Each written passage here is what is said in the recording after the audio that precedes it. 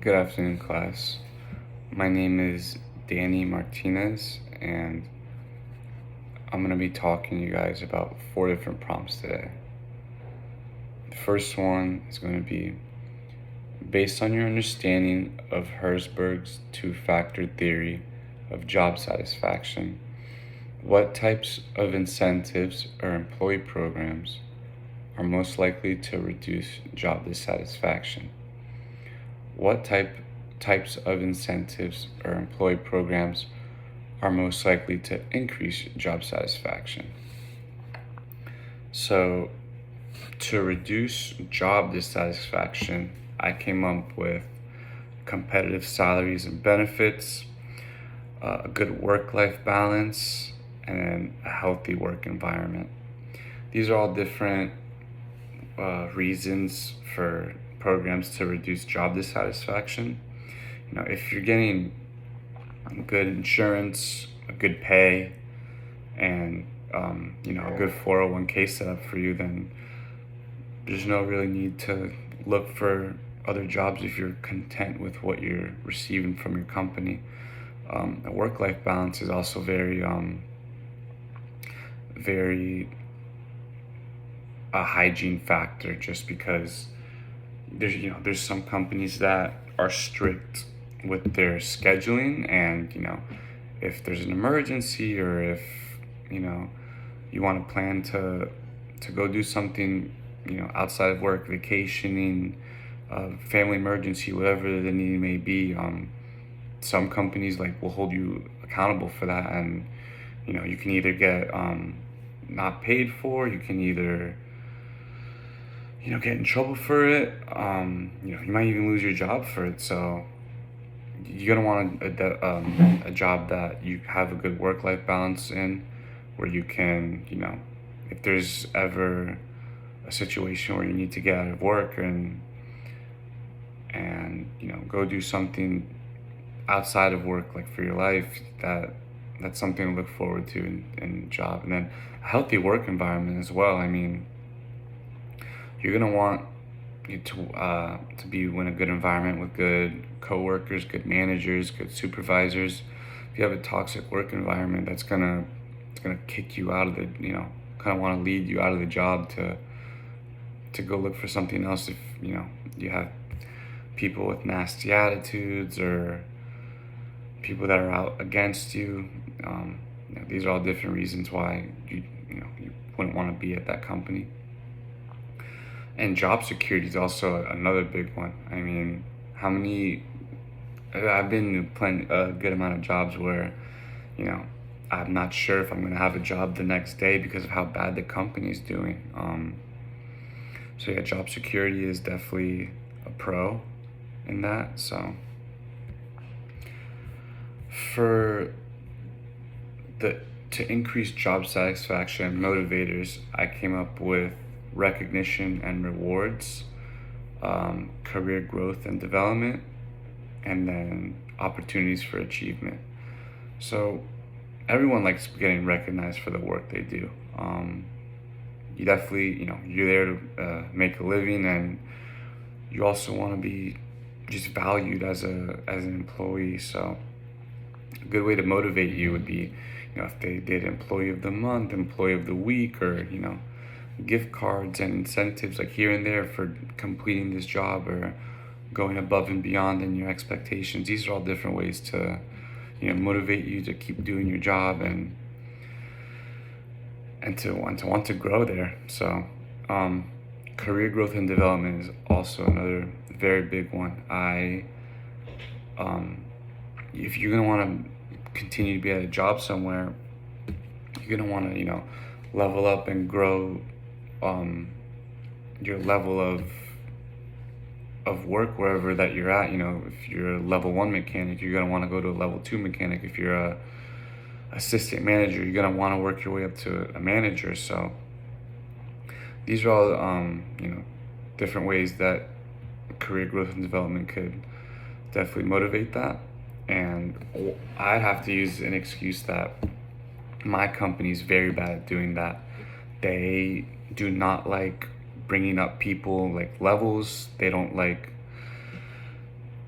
just giving, raises in general to move up positions. That's the word, positions. They don't like that for some reason. They like bringing in new people, keeping them for a little bit of time, and then getting rid of them. So my company has zero value in career growth and opportunity. So there's no way anybody can grow and work their way up to, a managerial position that they would love to, because our company is more based on numbers, and they rather look at it in that way instead of the individual's needs and growing. So, and then opportunities for achievement, different milestones and innovations can cause for many improvements. As being at certain companies for so long, you're gonna want, after 10 years, kind of get a reward and stuff. So that's also definitely a motivator to look for in certain companies.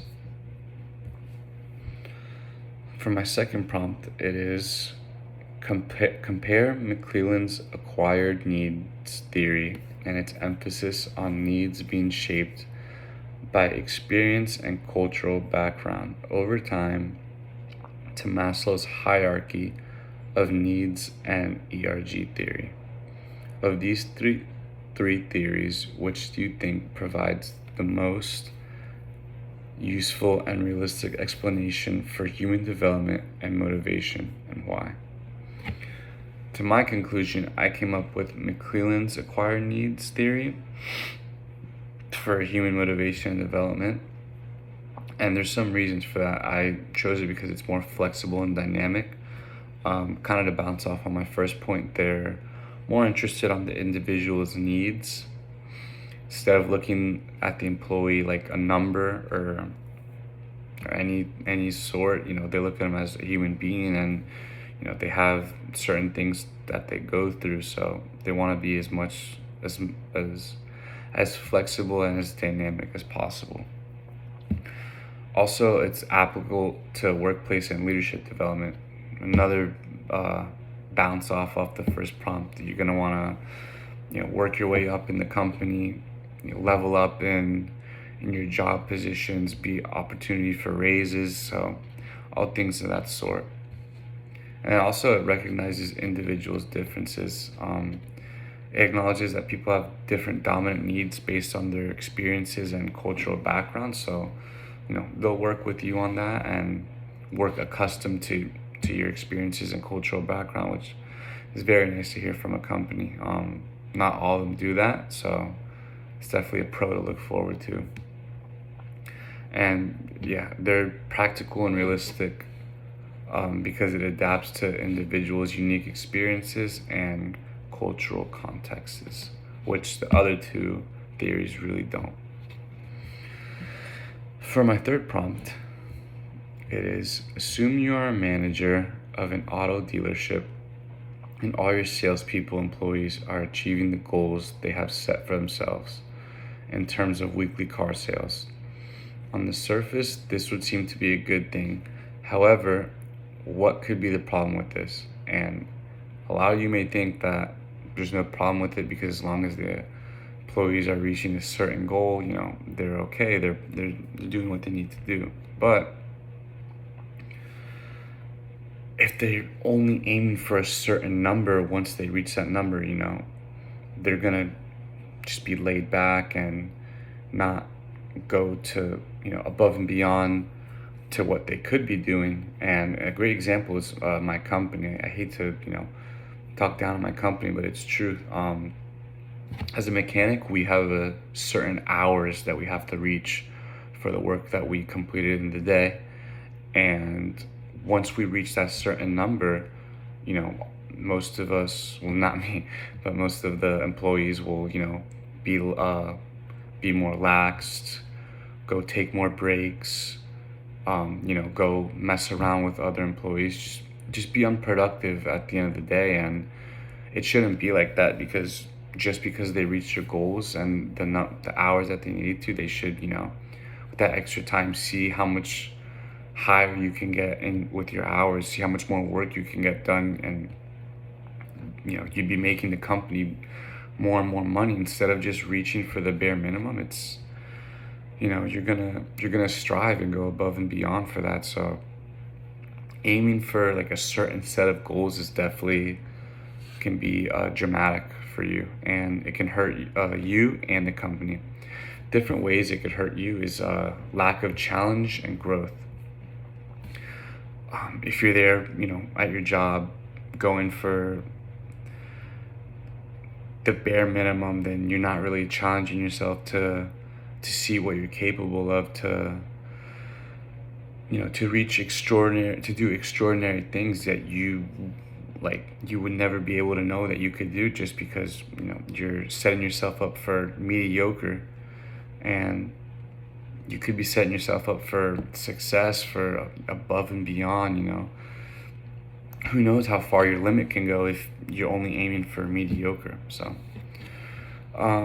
lack of motivation is also another big one. I mean, if you're only there to reach your certain number, then your job's gonna get repetitive, and you're not gonna really have any motivation to go to work, because you're just going for your A, B, and C, and you're done. What if you don't know what you could do with D, E, and F? You have no clue, just without that knowledge of what can I do to get better. Since I'm only reaching for mediocrity, my results are only going to be mediocrity. So, and then misalignment with business goals. The dealership could have higher profit objectives, but if the salespeople have their own set of goals for their sales, then there's going to be a difference between the company and the salespeople with how much money and revenue that they each want to be bringing in. So they both need to be on board with that and see what the best option is, but definitely not just reaching a certain goal. I don't see any success in that. And ways that you could address this is encourage stretch goals. I think this is a very good pro.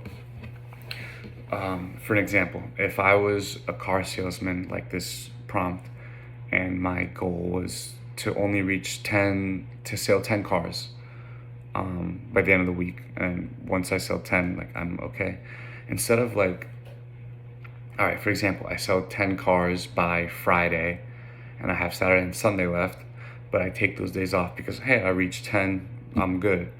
What if the company offered, hey, if you do 20 by the end of the week, we'll give you $200 gift card. We'll give you a paid day off. We'll give you, the rewards can be endless, and the opportunities to go above and beyond and strive to be one of the best salesmen you can. Look at that, like just for a company changing a little rule, that it can cost the company, like, bring in tons of more revenue, just if the company starts thinking a little outside the box. I think that's a great effective way to bring in more quality from the employees, most definitely. And then also focusing on customer satisfaction. I mean, for salesmen, you're there to obviously sell your product, but the customer's needs are always first. And if you treat your customer like a client, and they're not going to be too hooked on you as a salesman. You're going to want to build a connection. You want to build a friendship. You want to build trust. And if you're only reaching a certain amount of sales for a week, you're going to look at the customer more as a client instead of or as a number. Like, this is car sale number 1, this is car sale number 2. But these are human beings. These are people with values, and people that kind of strive for relationships. So why would you not want to build a relationship with someone, as it could build your sales and build your sales and build yourself as in your company as I can't find the word, but as a salesman to grow. So, and for my last prompt is, to what extent are perceptions of procedural justice versus distributive justice a matter of perception? How could managers reduce inaccurate perceptions of workplace inequities? So I believe both um, distributive justice and procedural justice are definitely based on perceptions. It's all how the employee takes in the account of what happens, and it's at the end of the day, it's on them. A good example of procedural justice is if two employees apply for a promotion, and one is chosen, the rejected employee is gonna think could think of a bias solution for that. And even though the process was fair, just because that other employee that didn't get picked, is seeing that the other employees got the reward, they're gonna find some sort of negative connotation to bring it down upon, instead of just maybe realizing like, hey, maybe they were the better option. They immediately start to think negatively and say, oh, that's a biased decision. So, and an example for a distributive justice is if one salesman receives a higher commission than the other, then the second salesman might think that it's unfair, even if the the sales is based on numbers, it's facts. It's there's no opinionated opinions on who got the raise because of what. It's just based on facts. But they could still think of this scenario as, oh, it's unfair, they don't like me, just different excuses. So ways to improve this are encourage employees